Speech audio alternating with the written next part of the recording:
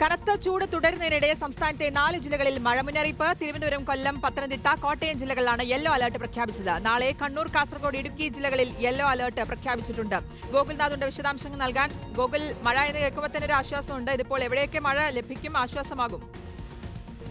കേൾക്കാമെന്ന് കരുതുന്നു. ഇപ്പോൾ നിലവിൽ 4 ജില്ലകൾക്കാണ് യെല്ലോ അലർട്ട് ഉള്ളത്. തിരുവനന്തപുരം, കൊല്ലം, പത്തനംതിട്ട, കോട്ടയം ജില്ലകളിലാണ് മഴ മുന്നറിയിപ്പ് കേന്ദ്ര കാലാവസ്ഥാ വകുപ്പ് പ്രവചിച്ചിരുന്നത്. എന്തായാലും ഈ ജില്ലകളിലൊക്കെ കനത്ത മഴ പെയ്തുകൊണ്ടിരിക്കുകയാണ്. തിരുവനന്തപുരത്ത് മൂടപ്പെട്ട കാലാവസ്ഥയാണ്, നല്ല വലിയ മഴ തന്നെ പെയ്തുകൊണ്ടിരിക്കുന്നുമുണ്ട്. കൊല്ലത്തും പത്തനംതിട്ടയിലും കോട്ടയത്തും മഴ പെയ്തു തുടങ്ങിയിട്ടുമുണ്ട് എന്നുള്ളതാണ്. എന്തായാലും പലയിടങ്ങളിലും കനത്ത മഴ പെയ്യുന്നുണ്ട്.